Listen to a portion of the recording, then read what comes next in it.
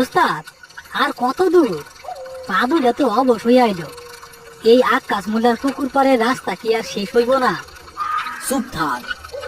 লাশ যখন পেটের ভাত জোগায় তখন রাস্তার হিসাব করতে নাই। আর এইটা তো রাস্তা না, এইটা হইল মানুষের শেষ যাত্রার পথ। এই পথে কম লাশ তো আর কাঁধে কইরা পার করি নাই। কিন্তু আজকাল রাতটা কেমন জানি বেশি অন্ধকার লাগতাছে ওস্তাদ। বাতাসটাও কেমন ভারী ভারী। আমার তো বুকের ভিতরটা খালি ধড়ফড় করতেছে। হ্যাঁ, নতুন নতুন কাজে আসলে এরকম লাগে। শোন, ভয় দুই পদের। এক পদের ভয় হইল চোখের সামনে সাপ দেখলি, বাঘ দেখলি ডর পাবি। আরেক পদের ভয় হইল মনের ভয়। এটার কোনো চেহারা নাই, শব্দ নাই, কিন্তু কলিজাটা শুকায়া ফেলে। আমরা যে কাজ করি সেইখানে মনের ভয়ের পাত্তা দিলে চলে না। আচ্ছা উস্তাদ, আপনি তো কত বছর ধরে এই কাম করেন, আপনার কি একবার ডর লাগে নাই? ডর ডর তো এই কাজে রং ফুরে জ্বালাম, কিন্তু অভিজ্ঞতার কাছে ডর ও হার মানে। আমি লাশের গন্ধ সুইকা বইলা দিতে পারি এটা পানিতে ডোবা লাশ না বিষ খাওয়া লাশ। আমি মানুষের মরা মুখ দেখে বুঝতে পারি তার মনে মরার আগে শান্তি আছিল না আক্ষেপ। কিন্তু কিছু কিছু লাশ আছে যেগুলা সব হিসাবের বাইরে। মানে? মানে কিছু মরণ আছে স্বাভাবিক, এই রোগ শোক, বুড়া বয়স। আর কিছু মরণ আছে অস্বাভাবিক। সেই সব মরণের লাশগুলাও কেমন জানি অস্বাভাবিক থাইকা যায়। তাকে শরীর ঠান্ডা হইয়া গেলেও ভেতরের আগুনটা নিভে না।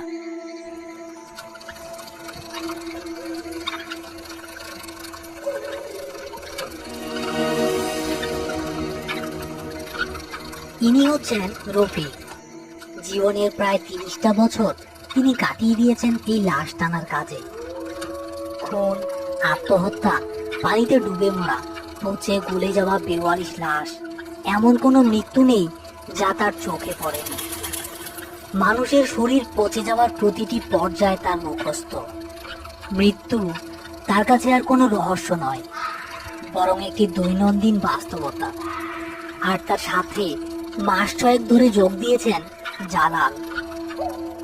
অভাবের তাড়নায় এই ভয়ঙ্কর পেশায় এলেও এখনো সে লাশের গন্ধ বা কবরের নিস্তব্ধতার সাথে নিজেকে পুরোপুরি মানিয়ে নিতে পারেনি।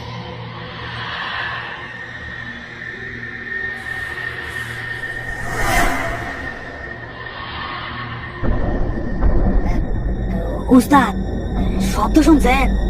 আরে বাতাস, বাঁশের পাতা নড়তাছে হয়তো। না উস্তাদ, এইটা বাতাসের শব্দ না, মনে হইল কেউ। উস্তাদ! রফিক, তোমার এত রাইতে খবর দেওয়ার জন্য আমি দুঃখিত, কিন্তু ঘটনাটা খুব খারাপ। হামজাদের ছোট মাইয়াটা পারুল গলায় দড়ি দিছে। ইন্না লিল্লাহি ওয়া ইন্না ইলাইহি রাজিউন। লাশ কই? লাশ এখনো নামানো হয় নাই। গ্রামের শেষ মাথায় যে শেওড়া গাছটা আছে না, এটার ডালে ঝুলতাছে। পুলিশকে খবর দিছি, তারা সকালের আগে আইতে পারবো না, কিন্তু গ্রামের মানুষ ডরাইতাছে। তুমি আর জালাল গিয়া লাশটা নামাইয়া নিয়ে আসো, যা খরচ লাগে আমি দেখব। শেওড়া গাছের নাম শুনতে জালালের মুখটা শুকিয়ে গেল। ওই গাছ নিয়ে গ্রামে অনেক অলৌকিক কাহিনী শুনেছে সে। লোকে বলে ওই গাছে রাতের বেলা জিনপরীরা এসে বসে এবং অনেক পথিককে ওই গাছ বিপদে ফেলেছে।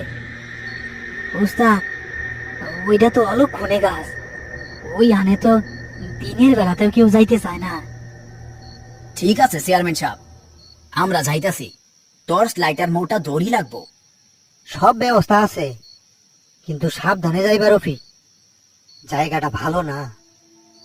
মাইয়াটা কেন যে মরার জন্য ওই জায়গাটাই বাঁচলো। রফিক কোনো উত্তর না দিয়ে জালালকে ইশারা করে।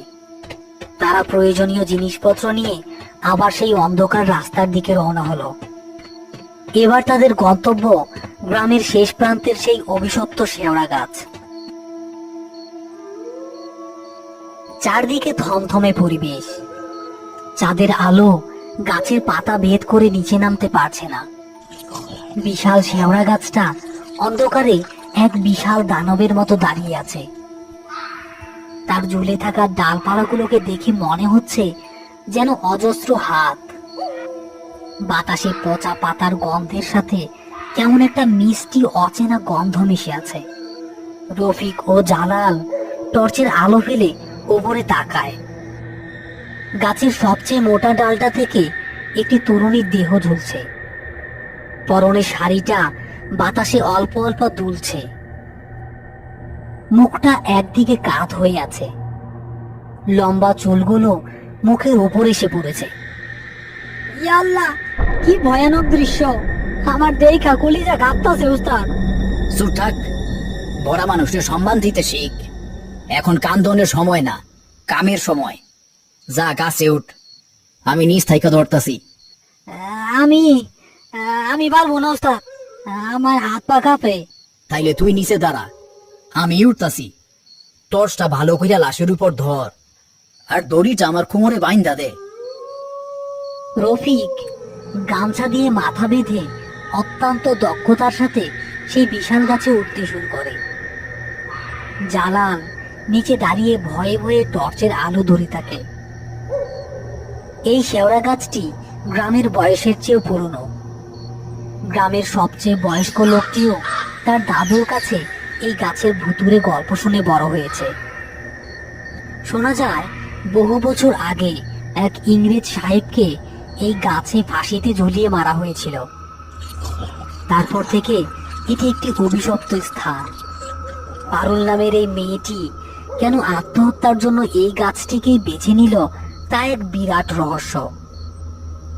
জালাল, আমি এই দিক থেকে ফাঁসটা আলগা করতেছি। তুই দড়ি রন্ড মাথাটা দইরা আস্তে আস্তে লাশটা নিচে নামাবি। খবরদার যেন মাটিতে আসান না খায়। জি ওস্তাদ। রফিক মেয়েটির গলার ফাঁসটা খুলতে যায়। ঠিক সেই মুহূর্তে জালালের হাতে টর্চের আলোটা একটু কেঁপে ওঠে। আরে চলে না কেন? চল চল। হ্যাঁ, ও আল্লাহ!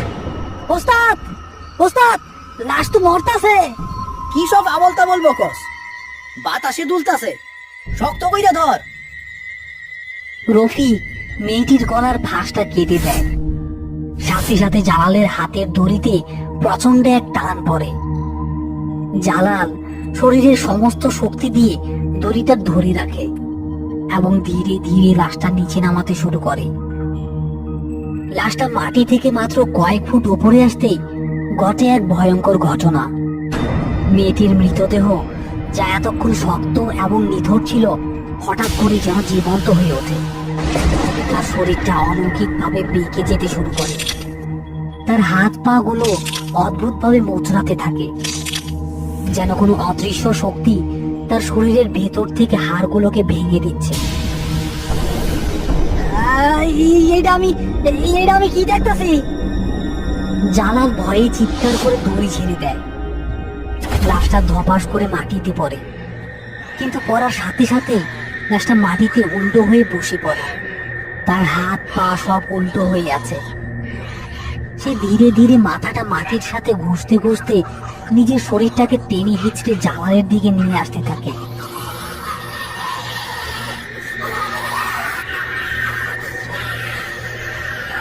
ওস্তাদ, বাঁচান! এইটা লাশ না, এইটা শয়তান!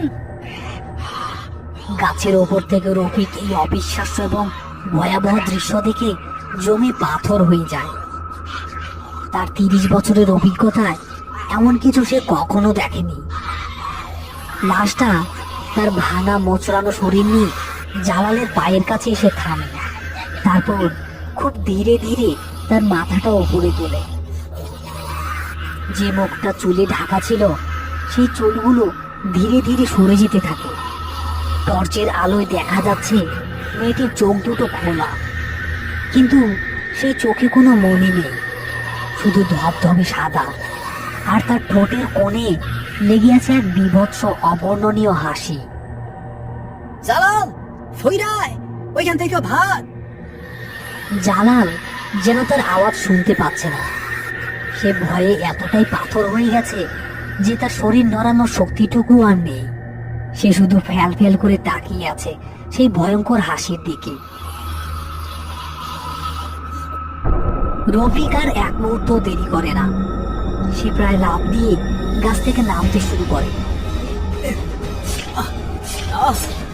ডালপালার আঁচড়ে তার শরীর ছিলে যেতে থাকলেও তার কোনো ভ্রুক্ষেপই নেই। মাটি থেকে 10-12 ফুট উঁচুতে থাকতে সে লাফ দেয়। মাটিতে পড়ার সাথে সাথে তার গোড়ালিতে একটা তীব্র যন্ত্রণা হয়, কিন্তু সেদিকে মনোযোগ দেওয়ার মতো সময় তার নেই। আরে হারামজাদা, কানে কথা যায় না? ওর ভিটো। লাশটা এবার তার লক্ষ্য বদল করে। সে রফিকের দিকে তার ভাঙা শরীরটাকে টেনে হিচড়ে আনতে শুরু করে। মাটিতে শরীর ঘষানো শব্দটা এমন ভয়ঙ্কর যে শোনার সাথে সাথে গায়ের লোম খারাপ হয়ে যাচ্ছে রফিকের। জালাল, ভ্যানের দিকে দৌড় দে, জলদি। রফিক নিজেও দৌড়াতে শুরু করে, কিন্তু তার পায়ে চোট লাগায় সে ঠিকমতো দৌড়াতে পারছে না। জালাল ততক্ষণে উঠে দাঁড়িয়েছে এবং জ্ঞান শূন্যের মতো ভ্যানের দিকে ছুটছে। রফিক পেছনে তাকিয়ে দেখে লাশটা প্রায় তার ঘাড়ের কাছে এসে পড়েছে। সে বাঁচার জন্য মরিয়া হয়ে তার হাতে থাকা মোটা দড়িটা দিয়ে লাশটার গায়ে আঘাত করে।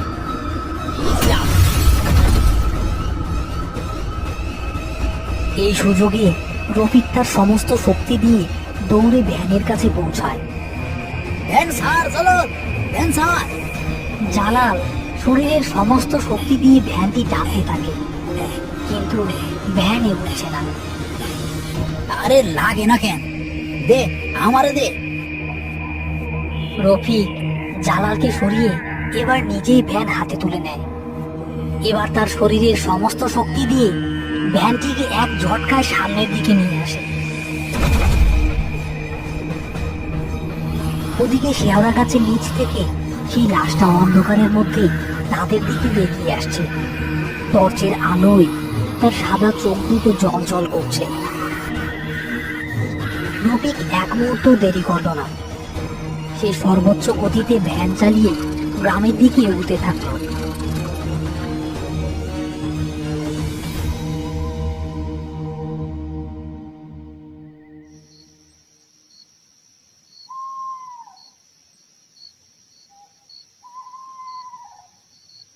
কি হয়েছে রফিক? তোমাদের এই অবস্থা কেন? লাশ কই? লাশ লাশ আনা সম্ভব হয় নাই চেয়ারম্যান সাহেব। ওইটা ওইটা লাশ না, ওইটা শয়তান, আস্ত একটা শয়তান। কি সব আজে বাজে কথা বলতাছ? লাশ নামাইতে গিয়া পুইরা ব্যথা পাইছো নাকি? মাথা খারাপ হয়ে গেল নাকি তোমার? আমার মাথা ঠিক আছে চেয়ারম্যান সাহেব, আপনি নিজের চোখে দেখলে বুঝতেন। ওই লাশটা জিন্দা, ওইটা নিজের হাত পা ভাঙা শরীর নিয়া আমকে মারতে আইতাছিল। চোখে আর চোখ নাই, খালি সাদা, হাসে, মটমট কইরা হাড় ভাঙে। আমার দিকে আইতাছিল। উস্তাদ না থাকলে আমার আজকা জ্যান্ত খাইয়া ফেলতো। তোমরা দুজন ভিতরে এসে বসো, আমার সব খুইলা ক। কি দেখছো তোমরা? রফিক এবং জালালকে বাড়ির ভেতরে নিয়ে যাওয়া হয়। রফিক ঠান্ডা মাথায় যা যা ঘটেছে তার সবকিছু চেয়ারম্যানকে খুলে বলল। হাড় ভাঙার শব্দ, সাদা চোখ, বীভৎস হাসি, মাটিতে শরীর ঘেঁষটে এগিয়ে আসা, কোনো কিছুই সে বাদ দেয় না। এই নেন, আগে পানি খায়ালন, মুখ দুইটা তো শুকায় গেছে। ওমা, এটা কি আপনার গায়ে? কই এইটা? এইটা তো ওই মাইয়াটার শাড়ির। এইটা এইটা কি জিনিস রফিক? আমি জীবনে লাশের গায়ে বহু কিছু দেখছি চেয়ারম্যান সাহেব, বহু লাশ কাটছি, কিন্তু এমন জিনিস, এইটা কোনো সাধারণ তাবিজ না। চামড়াটা মানুষের চামড়ার মতো লাগতাছে। ও মাগো, মানুষের চামড়া? কালো জাদু, এইটা শয়তানি কাম। আমাগো গ্রামের ওই মাথায় যে কুদ্দুস কবিরাজ থাকতো, এইগুলা বানাইতো। মরা মানুষের চামড়া দিয়া, সীতার কয়লা দিয়া তাবিজ বানাইয়া দিত। পারুল মাইয়া ডাকি তাইলে। চেয়ারম্যান সাহেব, আমি যখন লাশটার গলার ফাঁস খুলতে গেছিলাম তখন খেয়াল করছিলাম ফাঁসটা গলার অনেক নিচে, আর দাঁতটা সোজাসুজি, গভীর না। কেউ ফাঁস দিয়া মরলে তার গলার দাঁত উপর দিয়া বাঁকা হইয়া থাকে। মাইয়াটা আত্মহত্যা করে নাই, তারে অন্য কোথাও শ্বাসরোধ কইরা মাইরা ওই গাছে ঝুলাইয়া রাখা হয়েছে। আর এই তাবিজ, এইটা সব নষ্টের গোড়া। হায় রে, এ কোন বিপদে পড়লাম আমরা। এখন উপায়? পুলিশ তো এই জাদু টোনার কথা বিশ্বাস করবো না। উপায় একটাই আছে, এই লাশ রে ইসলামী মতে দাফন করতে হইব, আর এই শয়তানি তাবিজটা রে নষ্ট করতে হইব। সূর্য উঠার আগে আমগো এই কাম করতে হইব, নাইলে এই অশুভ শক্তি সারা গ্রামে ছড়াইয়া পড়বো। আমি আমি আর ওই মুখ হবো না ওস্তাদ, আমারে মাফ করেন। আমি আর ওই শয়তানের কাছে যাবো না। আহা জালাল, ভয় পাস কেন? একা তো আর যাইতাছি না। মসজিদের ইমাম সাহেবরে খবর দেন চেয়ারম্যান সাহেব, উনার সাথে কথা কইতে হইব। এই তাবিজের ব্যবস্থা উনিই করতে পারবেন।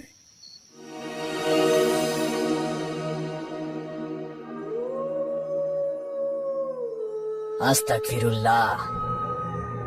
এটা মুর্দাবাদ তাবিজ।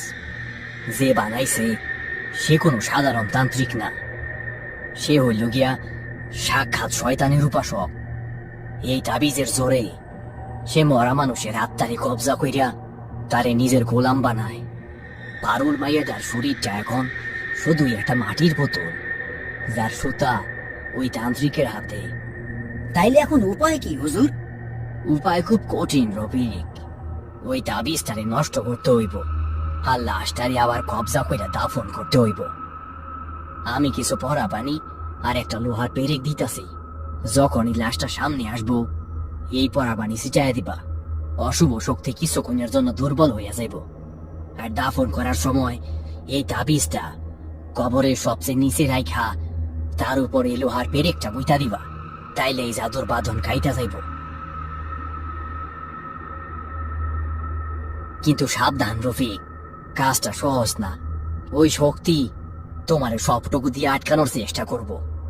ইমান শক্ত রাখো, আল্লাহ ভরসা। রফিক, চেয়ারম্যান এবং গ্রামের আরো কিছু সাহসী তরুণ মিলে আবার সেই অভিশপ্ত গাছের নিচে এসেছে। সবার হাতে লাঠি, বল্লম আর হ্যারিকেন। জালাল প্রথমে আসতে না চাইলেও তার ওস্তাদকে একা ছাড়তে না পেরে সেও পেছন পেছন এসেছে। কিন্তু এসে তারা যা দেখলো তাতে তাদের রক্ত হিম হয়ে গেল। লাশটা যেখানে পড়েছিল সেখানে এখন আর নেই। লাশ কই? লাশ তো কোথাও দেখা যাইতেছে না। সবাই সাবধান, একসাথে থাকো। ও আশেপাশেই কোথাও আছে। রফিক টর্চের আলো ফেলে চারদিকে খুঁজতে থাকে। হঠাৎ গাছের উপর থেকে খসখস করে একটা শব্দ হয়। সবাই উপরে টর্চ ফেলে দেখে সেই ভয়ঙ্কর লাশটা গাছের ডালে একটা মাকড়সার মতো উল্টো হয়ে ঝুলে আছে। তার শরীরটা আগের চেয়েও অনেক বেশি মোচড়ানো, মুখটা পুরোপুরি ঘাড় ঘুরিয়ে তাদের দিকে তাকিয়ে আছে। তার সাদা চোখ দুটো অন্ধকারে জল জল করছে।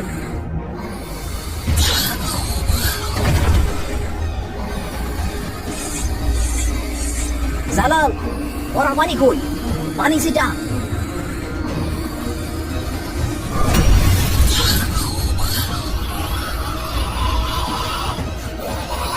এইটাই সুযোগ, সবাই মিলে ধর ওরে, কবরের দিকে নিয়ে আসো। গ্রামবাসীরা এবার সাহস পেয়ে পেল। তারা সবাই মিলে লাঠি আর বল্লম দিয়ে খুঁচিয়ে আঘাত করে লাশটাকে কাবু করার চেষ্টা করছে। লাশটা পশুর মতো গর্জন করতে থাকে আর তার ভাঙা হাত পা দিয়ে সবাইকে আক্রমণ করার চেষ্টা করে।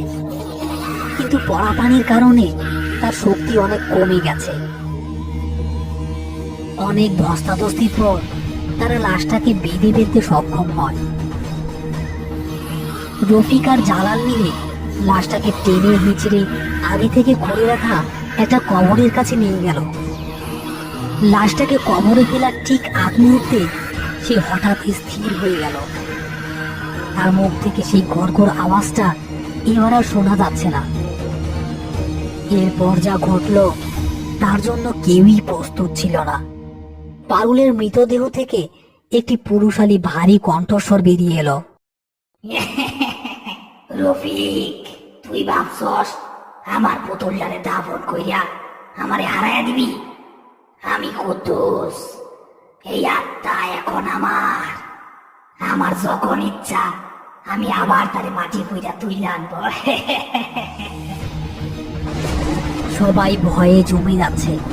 এই কণ্ঠস্বর কুদ্দুস কবিরাজের, যে বছরখানেক আগে গ্রাম থেকে উধাও হয়ে গিয়েছিল।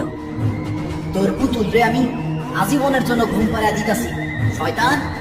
কথাটা শেষ করে রফিক তার শরীরের সমস্ত শক্তি দিয়ে বাঁধা লাশটাকে ধাক্কা দিয়ে খোলা কবরের মধ্যে ফেলে দেয়। সে আর এক মুহূর্ত দেরি করে না, সাথে সাথে সে নিজেও লাফ দিয়ে কবরের ভেতরে লাশটার পাশে নামে। ওস্তাদ! কবরের ভেতর লাশটা আবার ভয়ঙ্কর ভাবে নচড়াতে শুরু করে। তার ধবধবে সাদা চোখ দুটো যেন কোটর থেকে বেরিয়ে আসতে চাইছে, সরাসরি রফিকের দিকে তাকিয়ে আছে। কুদ্দুসের সেই ভয়ঙ্কর কণ্ঠস্বর আবার চিৎকার করে ওঠে, আমার পুতুলের শরীর থেকে বাইর হ রফিক, নইলে তোর কোয়েল জায়গা আমি চিরা ফালামো। রফিক সেদিকে পাত্তা দেয় না। সে দ্রুত পকেট থেকে সেই চামড়ার তাবিজটা বের করে, তারপর ইমাম সাহেবের দেয়া মরিচা পোড়া লোহার পেরেকটা হাতে নেয়। সে জানে এটাই তার শেষ সুযোগ। তাবিজটা লাশের বুকের উপর রেখে রফিক পেরেকটা তার ঠিক মাঝখানে স্থাপন করে। তারপর পাশে পড়ে থাকা একটা বড় মাটির ডিলা তুলে নেয়। সে তার জীবনের সমস্ত ঈমানকে একত্রিত করে চিৎকার করে ওঠে, আল্লাহু আকবার।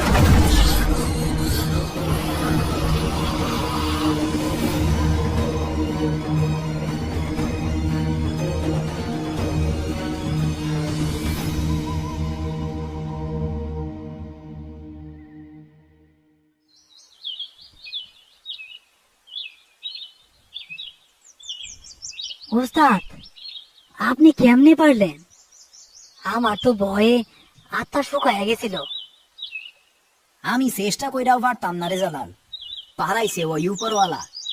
শয়তানের শক্তি যত বড়ই হোক, আল্লাহর রহমতের কাছে এইটা কিছুই না। আমি খালি উছিলা আছিলাম।